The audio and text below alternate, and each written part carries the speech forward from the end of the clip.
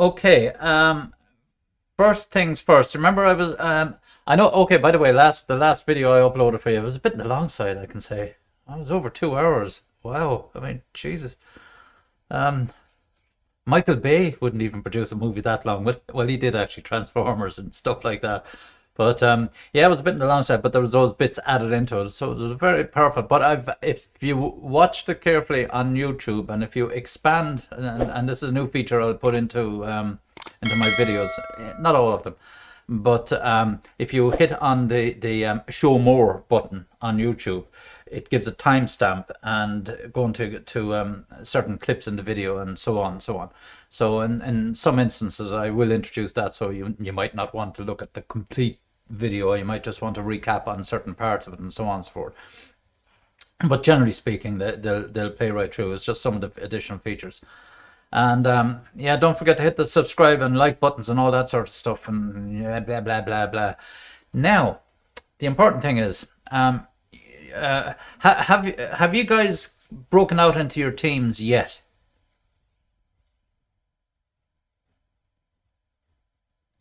No? Yeah, so I'm getting some thumbs up. Okay, you've broken out into your teams. I did say to you that we were going to have to look at some way of facilitating your teams to work and run. Now, we're going to take the same kind of approach as last year. So one of these sessions, technically you have 6 hours with Willie and myself, 2 hours with Willie and 4 with me. And I want to run it the same way as we've done in previous years, and that's by taking one of my sessions and allotting that to your teamwork and developing your business and your concept and so on and so on.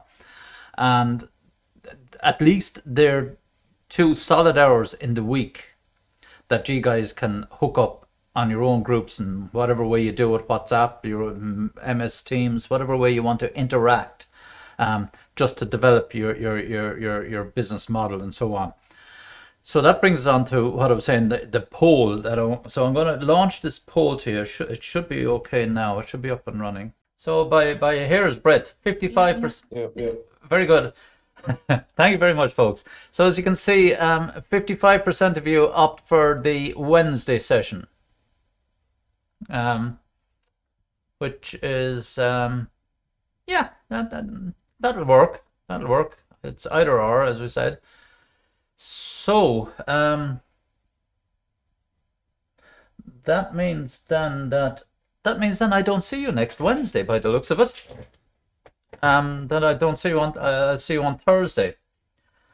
But I would prefer a lot more people attending. I've only got 40 people out of 66. That's a little bit disappointing, to say the least. Now I know there's some of the people saying they're in with their law lectures and so on.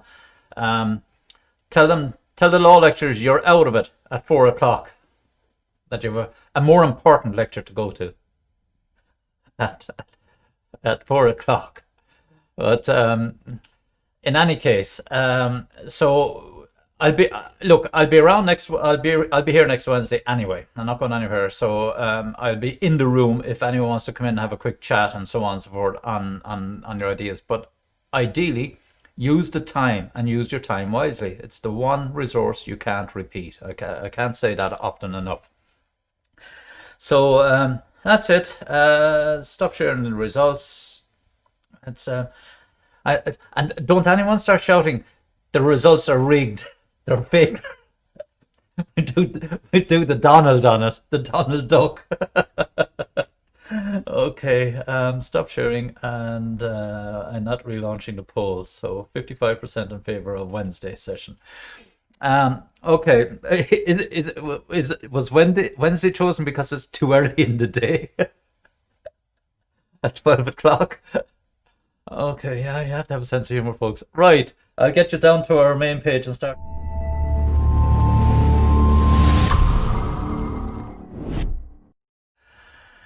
Now, and bring out our slides, get me into the corner and bring down our bits and pieces. So, develop an entrepreneurial mindset. And that's our topic for this afternoon. And I'll just expand this out so as you can all see it as well. Right. What we're going to have a look at it. So, essentially, how does the entrepreneurial mind work? Now, again, I'll reiterate the point. This isn't just about starting a new business or a new service. This is about the way of thinking in business, whether you're a startup company or in a small to medium-sized firm or in a multinational, developing a new product feature or looking at solving problems in quality or whatever. It's the mindset. It's the entrepreneurial mindset. In other words, the risk taker, how you evaluate things and so on. And you would have seen this from Harris Heller's video, when he, particularly his second one, as I call it, the hard work, looking for opportunities, taking risks and so on, and all of this sort of stuff. And that's how he's kept going, and he's a number of years at it, and it's only now that he's beginning to reap the rewards of his efforts, of the late nights and all that sort of stuff, and that's the reality of it. That's where they come up with this happypreneur business. Jesus, get over the first 3 years of your business and you start making a few bucks, then happy days. So where was I here? Yeah. So we'll look at the effectiveness of the mindset, and we'll look at we'll try and define what the mindset is, and then explain how to develop the habit of self-leadership. And you might say, well, what in the name of God is that? We'll be coming to it. But taking control of your own destiny, I suppose, in some respects, but how you actually manage yourself and use your time and use your efforts and resources wisely for yourself, for your own purpose, and so on. And then explain how to develop the habit of creativity, and that's where I will cover in one of our next lectures the ideas of creativity and innovation and so on and so forth. But really it comes down to affording yourself some time, giving yourself some time out to be able to think of things, clear your mind, as I call it, take a brain dump and just clear out all the crap out of your head so as you can think and think clearly and try and solve and come up with solutions and so on. And then develop the habit of improvisation. This is the MacGyver effect, coming up with because oftentimes I'm constantly doing it. I'll go out and I try. For example, I must show you. I'll clip a video of this rig here, and I'm constantly, how could I change this, and how can I make that different, and so on, and looking around and what tools do I have, and what piece of equipment do I have here that I can manipulate this and manipulate that. And it's amazing how you're thinking of things while you're actually doing them, and that's actually, technically, that's reflection in action. So we're thinking of something, and then we see something there, and we take this into account and say, that changes the outcome here, and maybe I'll go something different about it. So all of these things, these concepts that we talk about, single loop, double loop, and triple loop learning and reflective practice, these are all natural behaviors within ourselves. But as long as we're aware of them, then we can exploit them and become better at them. And that's what this kind of improvisation, then relate the mindset for the entrepreneurship to entrepreneurial action. So in other words, how do you think and how can you take action once you have developed this, active mind? How can you actually put it to use and get benefit from it, for yourselves? So looking at some of these quotes, for example, I stand upon a desk to remind myself that we must constantly look at things in a different way. Okay, standing on a desk, or standing at a different perspective. I don't know how many times you might have, stood someplace and say, well, I look at a building, and that's why people, when they're looking at the building, they'll stand on one side, and then they'll stand on another side, and then go behind it. So just getting different perspectives, because there's, what's this place down in, is it in the Mayo Coast, Blacksod Bay. And it's a really favourite place for artists, so I'm told. I wouldn't know. I couldn't even draw a straight line with a ruler, for heaven's sake. But artists like to go down there to draw, Blacksod Bay and the island, whatever it is there, and so on. Because every day you go down, the light is different, apparently. And so you'll never get two of the same paintings, and I think that's what attracts them and so on. So it's really interesting from that perspective, to look at things, and that's really this is the nub of what I'm trying to get you to do, is look at things from all these different angles, different perspectives, so that one view might give you a solution, or so yeah, that solves a problem, and then you go off and think from a different side and say, oh, that solution won't work there because of this, and it's how quickly you do that. That's really powerful stuff, when you get into that frame of mind. But you can really only do that when you have a clear mindset. When you've clutter in your head, it makes it difficult to see all the possibilities and all the permutations and so on. And and as I said to you, I know we all have crap going on right now, with lockdowns, this, that, the other J's thing and so on. But you need to take some time out and not even hinting at all this. I nearly said it. All this stuff about well-being and mind and mindfulness and so on and so forth. Forget all it. Just give yourself time. Just clear your heads. Debunk all of that stupidity and buying into those the well-being brigade and the mindfulness, and I don't believe I just did that. But the point about it is just clear your heads, take a walk, go for a cycle, even if it was in only 5 kilometers or whatever. But just remember, there was a great program up in Northern. Give me headpiece. That was the program. It's a Northern Ireland program. Give me a headpiece. That's exactly what it is. Clear your head out. And this is what we're kind of looking at here. What kind of mindset? I can learn anything I want to. When I'm frustrated, I persevere. I want to challenge myself. When I fail, I learn. Tell me, I try harder, and so on. That's one side. That's a growth mindset. And then on the other side, you have the fixed mindset, as they call it. I'm either good at it or not. I'm not. When I'm frustrated, I give up. So, which mindset are you? There's no right and wrong answer to this, because oftentimes, depending on the situation, will be in a mix, or will bounce over and back between fixed and growth mindset. Preferably, we'd like to be in the growth mindset. My effort and attitude determine everything. That's the real key phrase inside in this. And as you can probably identify from myself now, is I can get quite exuberant and explosive about certain things, because I enjoy them. I do actually get passionate about certain things, and I enjoy solving problems. I do get extremely frustrated, and I do curse and swear like God knows what when something goes wrong with me and so on and so forth. But I quickly snap out of it, I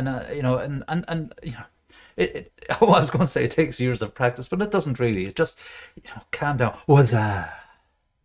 And then get back into the buzz of trying to, because when there's always that great satisfaction of when you've done something and you've achieved, and when you've gotten a result, no matter what it is, there is always that little, time slot where you say, smile in the face, happy days, job done, it worked, and so on. Even for example, this morning, I was ready to go on to a lecture this morning at 11 o'clock, I think it was, and all hell broke loose here.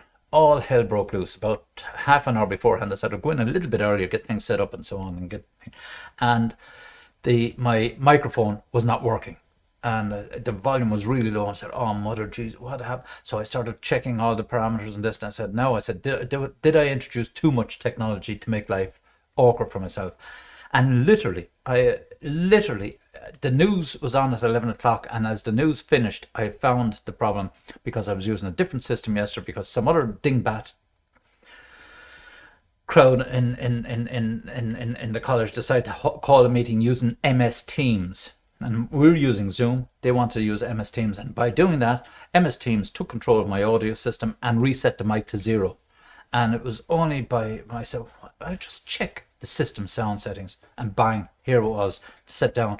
And I started to fiddle around with my sound settings here, and I said, oh, now I have to undo what I've done and to get it back, because there was a lot of work to get all these different parameters. Anyway, but there was now I know that if in future I use MS Teams for these meetings, Mark, go straight in and reset your volumes, because this is probably the system drivers and so on and so forth have taken over, and they've changed things around. Therefore, you need to reset them and so on, and not even rebooting the computer, which I did twice, would solve the problem. So I now know from the frustration and the annoyance. And trust me, there was some serious cursing and swearing going on there this morning, but we got there anyway. That's so, but that's the point, effort and attitude determine everything. And I was against the clock. Obviously, I didn't want students to be waiting around. I was looking to be able to get onto to the system and then say, give me 5 minutes until I fine tune a couple of bits and pieces here. But that's the fundamentals of it. Having that mindset, my abilities determine everything. They don't. You can push your abilities. And if you're short on abilities in your fixed mindset, you go out and you learn more. You guys are going to be, finishing out on a degree this year. You'll probably go a step further, go into a master's, and then maybe down the road look at a PhD. And you're looking at me now, saying, Jesus, Mark, would you, for crying out loud, it's 4:30 PM, and you're talking about us doing a PhD, and we're only in third year. I would say never, ever say never. You actually don't know. You don't know. You could, I mean, I would have been in your position many years ago, and it's amazing how life events and things take over and change things, and you end up, and if someone had said to me 10 years ago or 20 years ago, you're going to be a professor, I think you're on your freaking bike, Jesus, but not that that's a big deal or anything, but it just happens, work and right place, opportunity came up, blah blah blah blah. So you don't know. So never allow your self-perceived abilities to restrict you, because you can always learn. You can learn new skills, you can learn things, and so on. And that's the point. So keep your minds open all the time, and listen and listen. So then I said talent and abilities are perceived as traits. To a point, yes. So brains and talent equal success.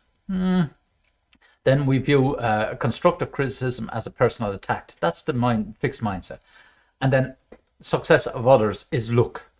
So we try to make excuses, basically, when we're in a fix, because we're not succeeding, we're not doing things, and we come up with these reasons as to why someone else is doing better than ourselves. Whether I actually had students there. They were talking about one particular lady in the class, and she said, "Oh no, she's a photographic memory, and she does really well, and so on and so forth." Now maybe does well in exams. A photographic memory, not worth the paper it's written on, for the most part. Why? Because it doesn't demonstrate learning. Put them in a situation where they have to try and figure things out. It's photographic if you want to memorize these slides and so on, and then you're asked questions on these slides and say, yeah, because I can see it in my mind that these four or 5 points. But does that mean you actually understand them and learn them? No, absolutely not. So for having that skill has its value in certain situations. If you want to try and recall something, recall a list, a name, blah, blah, blah, all that sort of stuff. But it doesn't actually underpin learning. It isn't learning. It's just a slot in time in your brain. And then the growth mindset, if you look at this here, believe abilities can be developed, exactly what I've just been saying, through hard work or work. It doesn't have to be hard work. You can pace yourself. Brains and talent are only the beginning of success. Absolutely, you've got to be able to. The brain's only like any other muscle. It needs to be exercised, and you become good at it. That's where the talent comes in. So you become good at problem solving. You become good at mathematics. You become good at languages. You become good at carpentry, whatever it is, because you have the brains and you start developing the talent, the ability to do things, and you think about it and reflect and see how I can do things better the next time, and so on. And we say lifelong learners, and we view failure as an opportunity to improve. Take the case this morning. I had a failure on my hands, and I walked away from it and said, it won't happen the next time, because now I know how to improve the system, I know what to change, and know what to do to make things work more effectively. So it was an opportunity. And that's how I came down off my high of cursing and swearing and giving out, and you think a drunken sailor was bad. Oh Jesus, I should have been in this room this morning. But that was the point. I said, right, now I know, at least now I have a nugget of knowledge that will help me in future, so I won't be caught up in the stupidity of spending 20 minutes or 30 minutes nearly trying to solve a problem. Now I know the solution. So that failure was a valuable learning exercise, and I, as I said, against the clock. And then lifelong learners couldn't be anything more emphatic. we're constantly learning stuff. That's why, I mean, we have a whole department inside it, the Department of Lifelong Learning inside an AIT. Every college has it now at this stage, you know. It's just that providing courses, and that's it. The learning doesn't take part in there. The learning takes part outside there in your companies, in the businesses that you're working in, and so on. And you come in and you do these courses, which gives you a badge to say that, yes, we recognize that you've learned stuff, and you've learned stuff outside. We know you're able to learn here, and we give you a badge, your degree. That's what it is. It's just a recognition, a formality to recognize. A lot of people, as you will know, do have no formal education per se. Formal as in a piece of paper to say, look how good I am. A lot of people don't have that, but still they're extremely successful and so on. So it's down to the some people, the university of life or whatever it is, but we're constantly learning. In companies, when you will join multinationals and all this sort of stuff, you will get opportunities to develop skills and abilities and competencies within there. You'll get your Google AdWords or something like that, you know, a Microsoft competency certificates and so on and so forth, that you do a little test and they'll say, yeah, and you put it on your CV. Oftentimes they're of more value than some of the degrees that you would be bringing into the workplace, because you need to develop in the company itself, and having that mindset to be able to continuously learn and take things on openly, willingly, and learn. That's what companies want. Absolutely, people that are willing to learn and improve themselves. Continuous professional development. So again, if you look at fixed versus growth, again, why in the fixed mindset, why do you want to start to start up a business? You need accounting skills. You need this. So you're making excuses. You're giving yourselves reason as to why not. I'll come back to this in a second. And then with the growth mindset, I might not be any good at accounting at first, but I think I can learn and I'll commit myself to the business and put in the time and effort. So that's the flip side of it. So in the fixed mindset, you're using as a negative to try and prevent you from doing things. And the growth mindset, to say, well, okay, I don't have the skills. I'll go off and learn that. I'll take a bookkeeping course at night, whatever the hell I need to do to augment what I already know. And one famous CEO, Carla Fiorentino of HP, she spent several weeks when she first took over the role of president of HP many years ago, and she just sat with her accountancy team, financial team, to understand the finances of the different product lines and so on, so she could get another perspective of the business technically and so on and so forth. She was fine and all that, but said, what's all this costing me and how am I making money from them? So it took on, she didn't last too long there because there was all sorts of other politics going on inside in the company, but nevertheless it was a classic example of, at a senior level, I'm missing skill sets, I need to go up. That's what an MBA teaches you. You just get a little bit more drill down into all the different functions, so you're at least aware and competent in those areas. You don't have to be highly proficient in the finance, but you understand the finance.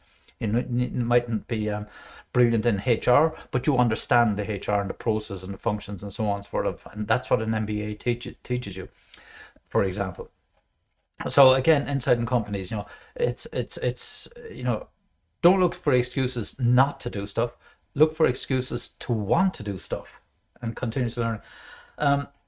Let you in on one little secret. In the latter half of my career, my philosophy on work was, our approach to work was, every time I took on a project or took on a new role in an organization, I set out from day one to make myself redundant. And you say, what in the name of Jesus is he talking about? I started off in the role and I'd start specking out what I'd have to do and so on and so forth. And the idea was that I would make myself redundant. In other words, that anyone could take over, or I could not delegate, but split up my job for other people to take over the parts of it that they were interested in and so on and so forth. And it was a real pain in the butt for my managers, the senior managers, because what are we going to get them to do now, kind of thing. Now, it wasn't all the time. This wasn't happening every couple of months or anything. This could be, over 2 years, 3 years kind of thing. So phasing out things. So because I wanted challenge, and I was getting more comfortable in my job, and I was finding niches and areas and so on. But that was the kind of approach I had taken. maybe a bit unorthodox, I don't know, but it certainly worked for me. But it created opportunities and created a direction for me that I wanted to enjoy doing what I was doing at the time. So entrepreneurial mindset, so it's the ability to quickly sense, take action, and get organized under certain conditions. It includes the ability to persevere, accept and learn from failure, and get comfortable with certain levels of discomfort, pushing ourselves. And that's all it is. And, I'd even actually take the entrepreneurial out of it. And I'd just say our functioning mindset in professional development should be qualified by those kind of that statement, quickly sense and take action. So how just bear with me 1 second.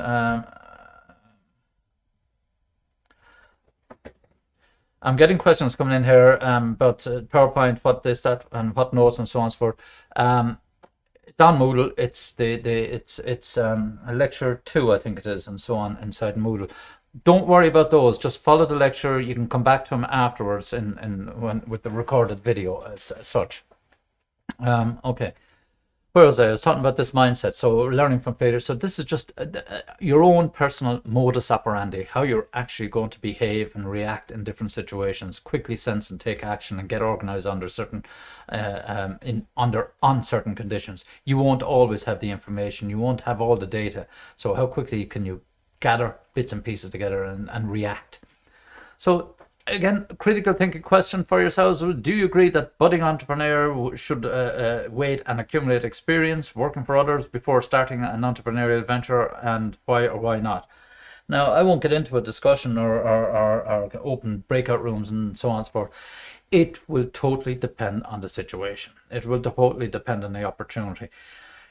Usually they say that the more successful engineers are in their their 40s and 50s and so on, and indeed some of the actual fact, the company indeed, that guy was 73 years of age when he started that company, as and so on, and it's a now multinational organization and so on.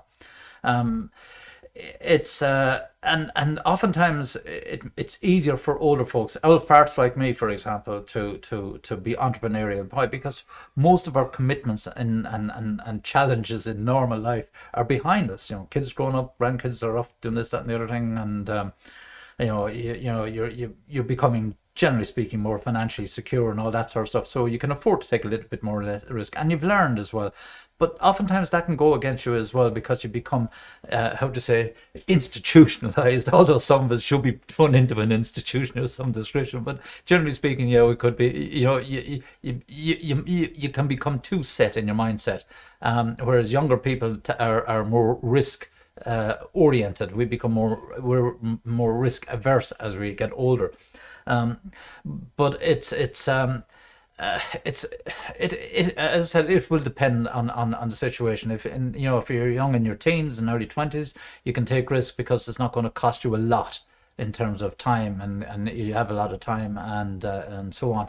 So oftentimes it can work to your benefit when you're younger, but it doesn't do any harm if you're a young entrepreneur to be bouncing off an older, wiser head, so to speak, just to seek counsel, if you want to look at it that way, and just so as that you can avoid some pitfalls and so on, because oftentimes the older people will have been around the block a couple of times, and they can say, Mark, watch out for this, you're playing a blinder there, but watch out for this coming on that side, and so on, so on, so on.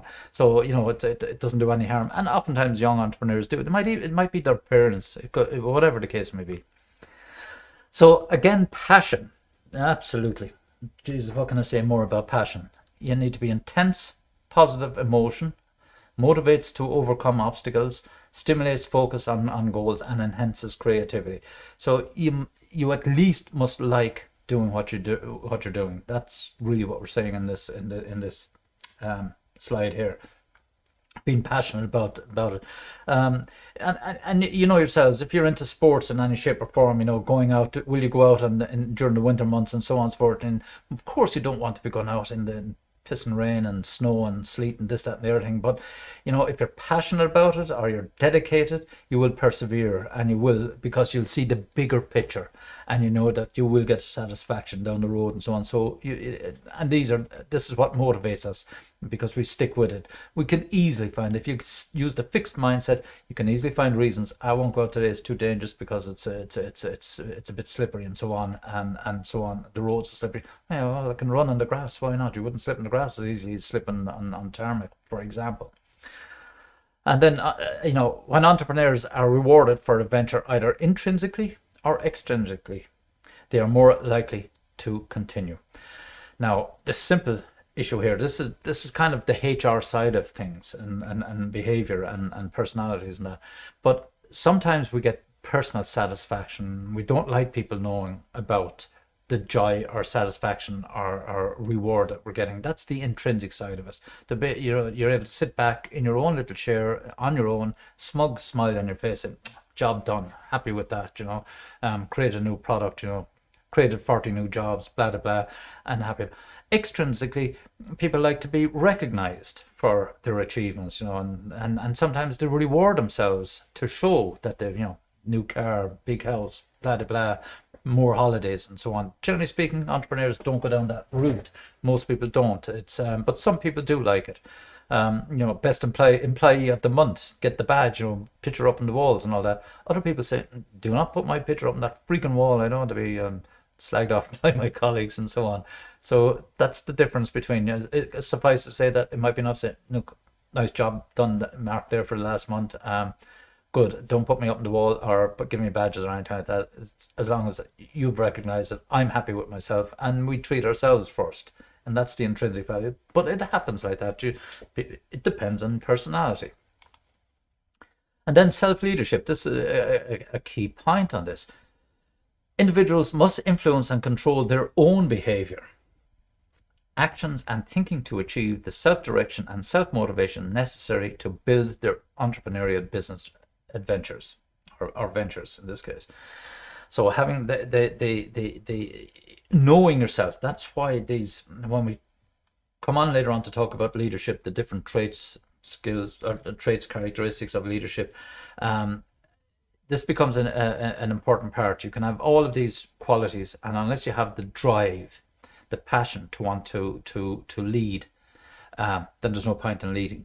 And in this case as well, you need to be able to take your own, you need to be able to drive yourself, set your own goals, and you have that motivation to build your entrepreneur. So you see a picture, you see an end result, and that's what you want to try and achieve, and you drive towards that.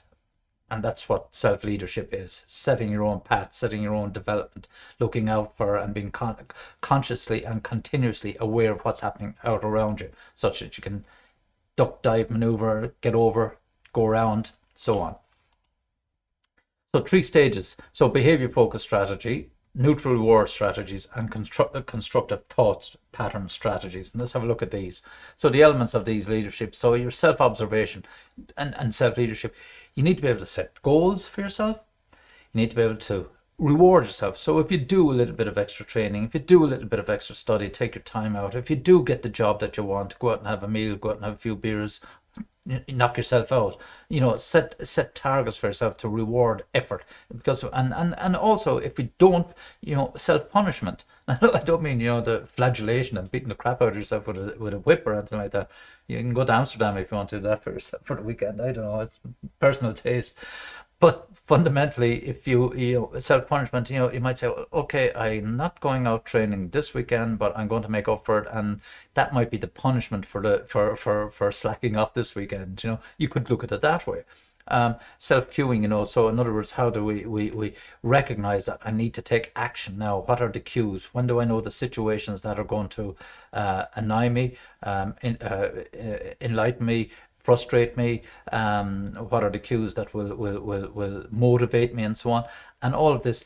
And then this whole thing of self-observation, being able to get out of yourself and look back at yourself.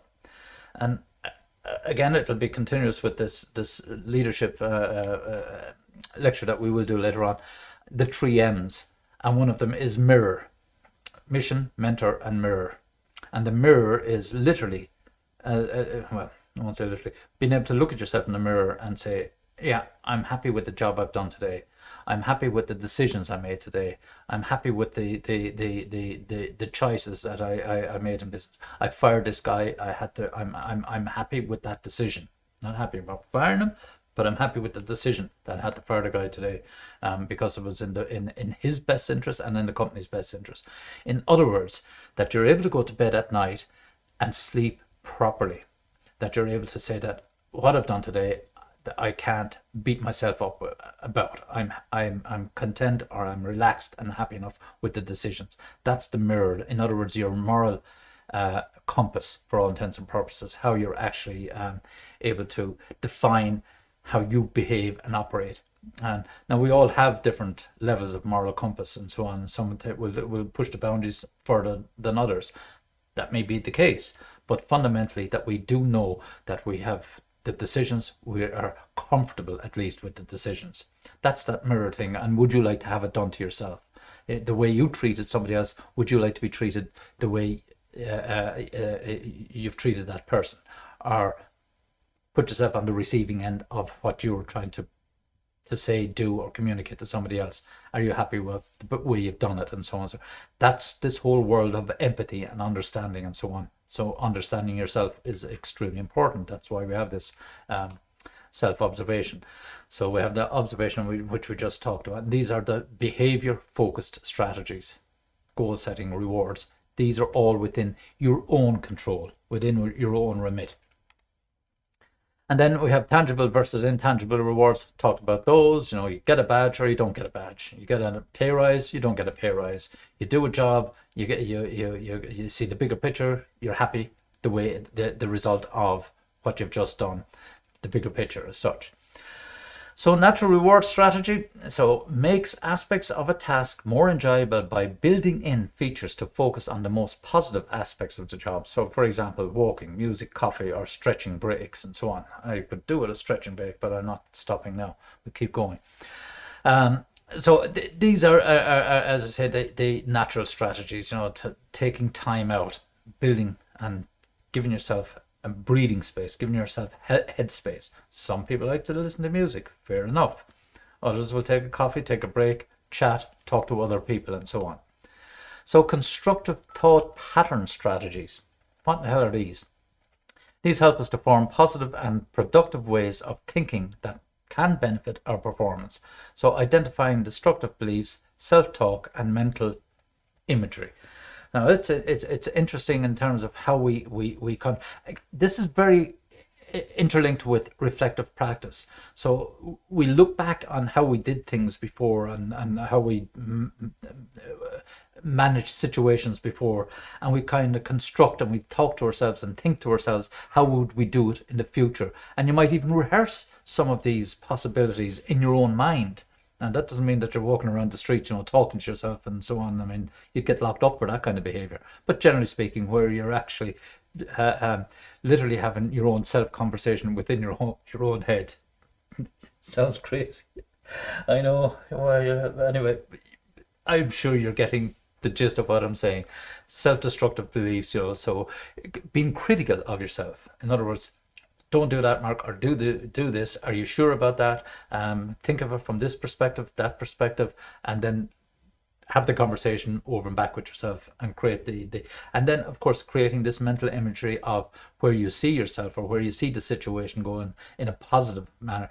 That will start to influence the actions you take to get to that positive state. So developing creativity, the capacity, I have to turn that phone off, beg your pardon. So creativity, the capacity to produce new ideas, insight, inventions, products or artistic objects, which can be considered to be unique, useful, and so on. So coming up with that unique idea, and it's an extreme challenge to come up with something that's unique. You will have maybe variants of stuff that's already there. Essentially you can't reinvent the wheel. It's round, that's it, end of. But we might come up with various sizes, different compounds and so on and so forth, and look at physics and rolling resistances and all this sort of stuff, and wind interference and shear and all that sort of stuff. We might come up with some variations of the current themes, but fundamentally It's having that eureka moment where we think we have something. I haven't seen this being done before, or I haven't seen this type of product or service, and then we start to investigate and see and research and analyze to get an insight. Did my creative process actually come out something that doesn't exist in exactly that format? And if it doesn't, then does it have value to a customer? Would somebody buy my version of the solution or my version of the product? That's where the ball starts to get rolling. That's the innovation part of the process. Creativity, coming up with that nugget of an idea. So again, a critical, choose someone you consider highly successful and assess the story in his or her success. So in what ways does the success story show good luck and or bad luck? So yeah, this is the mentor side of the 3Ms. So you will have people that you will have looked up to and say, well, why are they successful? And you take, for example, I like one of my mentors would be Barack Obama, and the reason is the way he speaks, the way he presents his speeches. It's there's just something charismatic about it and believable. And he doesn't actually look at the cameras all the time. Unlike this now, I'm looking straight at the camera for you guys, obviously. But he would have similarly, he'd have all the TV cameras and so on. He'd be talking down like this, and he'd be talking across to people like this, and it's almost impossible to see him make direct eye contact with the camera. Why? Because he's engaging with the people who are physically there. And that's why, and that comes across, well, that's what I would have noticed about his presentation style, and that's why I particularly like it. Whereas that other gobshite, the orangutan, Humpty Trumpty, I mean, oh, Jesus, I mean, who would want him as a mentor, for crying out loud, Okay, I might have insulted some Trump followers, I don't care. But in any case, you will look at qualities of various people and the way they project themselves, the way they carry themselves, and why you consider them to be successful. It might be just their personalities, that they're never overly excitable and always quite calm and have a very calming effect and so on and so forth. They might be the qualities you look for in people. It's up to yourselves. You have to identify, but I guarantee you there are people in your lives. They don't have to be big celebrities. They could be friends, family, brothers, sisters, uncles, aunts, whatever, boyfriends, girlfriends, or the whole freaking lot. But they had some positive influence. They would be considered to be mentors. They were successful in a particular area, task, and so on and so forth. What was it that made them successful, that you found interesting and that you'd like to do yourself? Okay, and that brings you on to one important point: is you never copy the person exactly. You never try and do exactly what they did. Could you imagine how boring if I said, I like the way Obama presents, if I was constantly giving my lectures like this and talking over like that and talking over like that and so on? You would say, hang on a second, we're in cameras here, you at least make some kind of eye contact. Like, I don't have a single camera active here in front of me, which makes it even more difficult for me to make these presentations. But in any case, you don't copy. You take those qualities, those attributes, those characteristics, and you make them your own. You make modifications of them. So, I mean, for example, Steve Jobs was a brilliant presenter. I mean, when he went out on stage, he captivated the audience, and it was just the subtle gestures but he worked at it. He would spend hours, days rehearsing before he had a big product launch. He knew exactly where he was standing, where he was going on the stage. He was a brilliant marketing person and just knew how to manage the crowd, particularly the press, when he was making product launches. One of the more famous versions of his launches, when they had one of the MP3 player, the small little thing, and he was making the presentation launch of this, and he came out on stage, but always in the black polo type shirt and black jeans and so on. And he said, I often wonder why this second pocket was in the whatchamacallit, in the jeans, the small pocket you'd have up in the top of your jeans, and out he pulled the thing. Huge wow factor. clearly because it just fitted nicely into that pocket, but it was the impact he had on it. I mean, would you do that again if you had another product? Probably not. Or you'd spin a whole different story around it. But you'd have to make it some way unique, make it your own. As I said, don't try. Now I've seen other politicians try to copy Obama and so on, and they make a horse's ass of it. I mean, so that's he's trying to do so and so, and so you can actually see when somebody is copying them, because we pick up all these signals. Non-verbal communication, 80 odd percent of communication. Some people say 90 to 95% of communication is non-verbal. Facial gestures, tone of voice, and hand gestures, body movement, and so on. And there's a lot more going on that we pick up on in communication. So characteristics of creative people: open to experience, persistent, adaptable, original, motivated, self-reliant, and does not fear failure. So all of the above. What can I say more than they're pretty obvious. You keep doing it. You don't give up. You keep yourself motivated. You look for the positives all the time. You never look for the negatives. They exist. You know about them, but you turn them into positives and so on. And you're self-reliant, that you can depend on yourself. I'm going to get this done. I know I have the skills. I haven't been able to do this. I'm not physically fit enough for this, but I'll push myself and I'll push myself. So you can rely on me.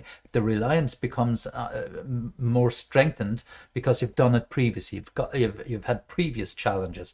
Therefore, I know I was able to do it, so I can rely on my abilities to overcome these new challenges because I've done it before, and so on. So we build up this ability, or as such. And then again, emotional roadblocks to creativity. Of course, there are these blockers, and I said to you before, you need to be able to take these brain dumps. We have fear, fear of the unknowns, the usual thing. Fear of failure, for example, can kick in. What's to lose, and so on and so on. And no appetite for chaos. Life is chaotic, to say the least. Things go all over the shop. So we do need to be able to accept that not everything is running smoothly, that there is chaos, but in the chaos there is order as well. And it's how quickly we can unclutter all of this chaos and start to begin to see the light and see direction and see see the light, jeez, but to see some level of direction or some clarity in what we're trying to achieve. And usually in startup situations or startup projects, it's difficult to see the end game or the end result, but you have to have the belief in yourself and also convey that belief into the team that we have an end goal. We will get there, and this is roughly what it will look like. It won't be exactly this, but it will be close to this. And we go into all this bother of planning stuff, and what happens? The plans change. That's life. Things happen. We don't have the crystal ball to know exactly what's going to happen. If we did, I'd have 6 numbers and I wouldn't be sitting here. Okay? Perceived lack of challenge and inability to distinguish reality from fantasy. That can be a tricky one. We can fall into this pseudo world, and that's why we need competent, inspirational people around us, people that we can bounce ideas off of, such that they ground us, essentially, that we don't get carried away with ideas. And oftentimes they will point out pitfalls. Sometimes you have people who are total devil's advocate. I mean, I will be your devil's advocate when you're having your team meetings and you're coming up with the ideas, and you might contact me and say, well, Mark, what do you think of this, and so on. And I say, well, have you thought about that? Have you looked at this? Have you looked at that? And so on and so forth. That's not trying to be an obstacle to you, but to force you to look and enable you to look at all different perspectives and say, yeah, didn't think of that, and how quickly you can rebound and come back, because that's the process. That's how it works. And this is just more of the left brain versus the right brain kind of thing. In terms of the left brain, you're detail oriented. You form strategies. There's logic, rationale, analytical, verbal, quantitative processing, talking, writing, objective, and so on and so on. And on the left side, we see the bigger picture. Represents institutional, emotional, synthesizing, spatial, but we have mixtures. We'll go over and back. Would I say, could I categorize myself into left or right brain? Actually, no, I can't, because I do like data, I do like numbers and that, but also I like to be able to see the big picture. It's your ability to be able to, I'll say this: the Where the Fuck Are We tribe, the midgets. Jesus, talk about political correctness. But anyway, they're trying to get from one side of a field to another, and they're in tall 6 foot grass, and they jump up and down trying to see, are we in the right direction? Where the fuck are we? Where the fuck are we? That's the Where the Fuck Are We tribe. And that's the whole point about it, is that they get down and they keep scurrying through the grass, and then every so often, more precise way of saying it, being able to take the helicopter view. Every time we jump up or raise our heads to be able to see, can we get the bigger picture, and then come down and get stuck into the actual work. And eventually, that's business. We do that all the time. Analyze, come back down. Analyze, come back down. And that's where you see the bigger picture, and then we get down into the detail to enable us to form the next part of the bigger picture, and so on. And here's just a polarity of creative. I can't even pronounce that guy's name. Polarity of creative individuals. So, high energy, often quiet and at rest. Smart, naive, disciplined, playful, so on. Different poles. Is that absolute? No. You can be anywhere on those continuums from one side to another. You could be naive in a particular situation where you're meeting new people for the first time, and then you meet them the second time, and you could be quite smart because you know who they are, you know the limits, you know the boundaries that you can push, and you can be very smart, witty, and funny with those people the second time around, and so on. Proud and humble. You can be proud. For an instance, having completed a job, you might be proud intrinsically. Say, that's happy. I'm delighted with that, And yet, in front of people, you might be quite humble at the same time. So there's no right and wrong. There's no absolutes in this. You can be both, and you can be on the continuum. And, I was never going to use the word on the spectrum, but you can be on the continuum, over and back. And improvisation habits. One of the techniques I've used before with employees when they were being promoted was Toastmasters. I don't know if they're absolutely not happening now at the moment anyway, but Toastmasters, you go down, I used to have them in the Prince of Wales, I think, at one stage in Athlone, but they used to be quite common, and the idea was to go down, it's for public speaking, and a great way of boosting your self-confidence and so on. But you go in and you talk about a subject, you mightn't understand the subject at all, you might just get up and talk and bring it off in a different tangent and so on. It's kind of like improvisation in a manner of speaking, but it's more around public speaking on any topic. And it's great for not just meeting people and listening and picking up knowledge and so on, but it's really great for boosting confidence, and that's fundamentally what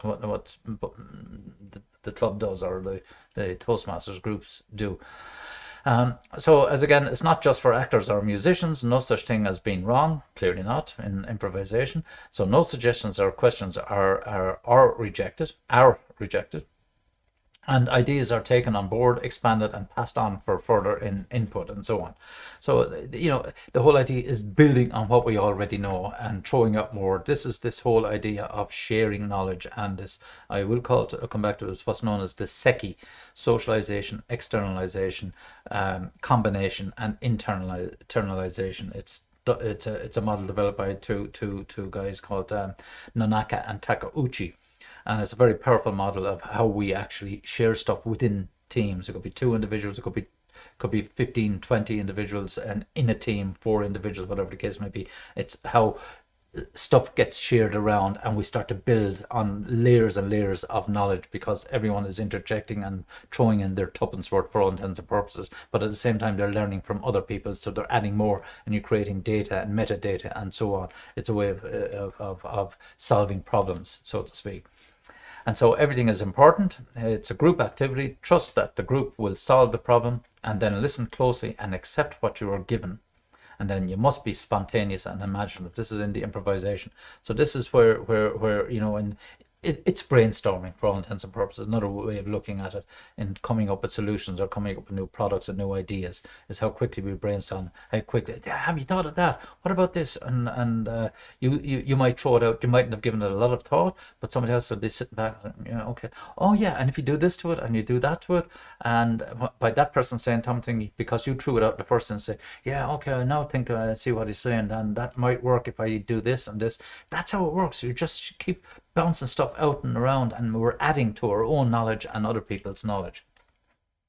So the general self-efficacy scale, as they call it. I need my glasses on to see the finer print, as they say. So I can always manage to solve difficult problems if I try hard enough. Okay. If someone opposes me, I can find the means and ways to get around what I want. I can. It is easy for me to stick to my aims and accomplish my goals, and so on, so on. So you mark yourself against that scale, and you come up with a result, and say, overall, yes, it's moderately true. And you analyze, and you come up and say, this is my self-efficacy scale. I am in trouble. I can usually think of a solution, and I can usually handle whatever comes my way. Yeah, some of those I'd be, quite extreme on some of those scoring if I was to mark it for myself. But it's interesting just to see. But it helps you in this self-observation. So, how stubborn you might be, or how flexible you might be in terms of your efficacy. So the results, format, not at all true, hardly true, and moderately true. So critical thinking question again is: the arguments of entrepreneurs should be trust with their stakeholders by modeling ethical behavior. Give some examples. So as a CEO, would you support requiring employees to sign a company code of ethics? If so, what would be? And now I'm not getting into discussions about the company ethics and so on and so forth. Companies do have them. They have policies inside there. It's just unfortunate that they have to be written down, and policy, a guidebook or rule book on ethics, because either people haven't been taught about ethics, or their behaviors have become so disparate that they're being accepted and tolerated. But that's the working environment you're in. You have all these issues around bullying, harassment, and discrimination, equality, diversity, inclusion, call it what you will, all of this sort of stuff, and rules and regulations, and what you can and can't say, and so on. In my gender, or my vintage, I would say, it's political correctness on steroids in many respects. But that's the environment that people have created for themselves. So be it. Do I accept it? Not wholly, and not all the time. Why? Because I don't feel I have issues there. Because I just see people as people. End of. And I don't care height, size, color, religion, whatever the hell as they are. If people interest me, I'll interact with them. If I have stuff of value to people, I will interact with them if they ask, and so on. That's I keep it a lot more simpler without having to add all of these complexities onto it. Don't care what nationality, religion, background, whatsoever at all. Doesn't mean anything to me. As long as you have a brain and you can communicate, that's all that matters to me. Of course, someone will probably take offense with that, but do I care? No, it's what matters to me. And I likewise to yourselves, as long as you have a set of codes and morals that are acceptable. So the role of the mindset in opportunity recognition: as our mindsets grows, we are more inclined to recognize and create opportunities, and that's the key to it. The more experience, knowledge, and so on and so forth that we have evolved, not just developed, but evolved, then we can see opportunities, because the more you know, the more you want to do, the more you want to try out, and the more you want to experiment in different situations. And that, my folks, is not too bad, but we've just come to the end of that mindset. And yep, what can I say? Just bear with me now, just 1 second now, and I'll just get back here and I'll double check something for you.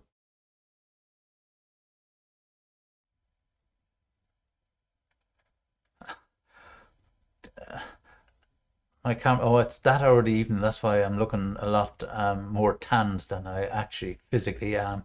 It's the camera is picking up this. I'm just looking down here. Second, bear with me. I'm on your Moodle page. Just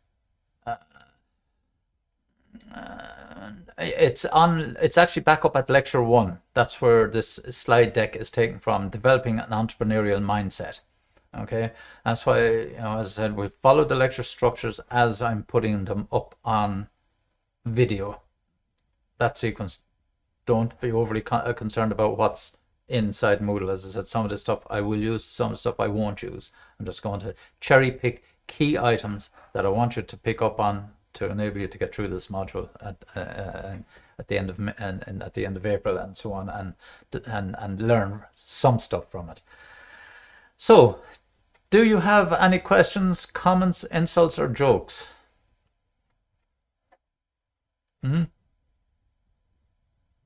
No?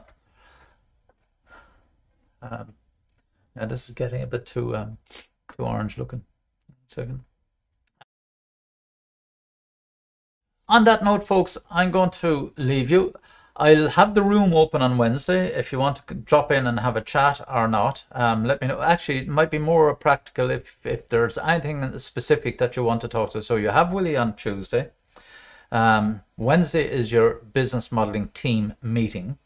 If there are any specific questions you'd like asked or help with, pop me an email. That's probably the best way we do it, and we can open up a meeting room or whatever if necessary. And I'll probably go ahead and use that time anyway to pre-record some lecture material as well and get more mileage out of this stuff. Okay, folks, on that note, I'm going to leave you and see you next week and have a good weekend. All right, folks, take it easy. We'll put this up onto YouTube straight away. Thanks. You're more than welcome, folks. Thank you. Bye-bye. Thank you. You're welcome.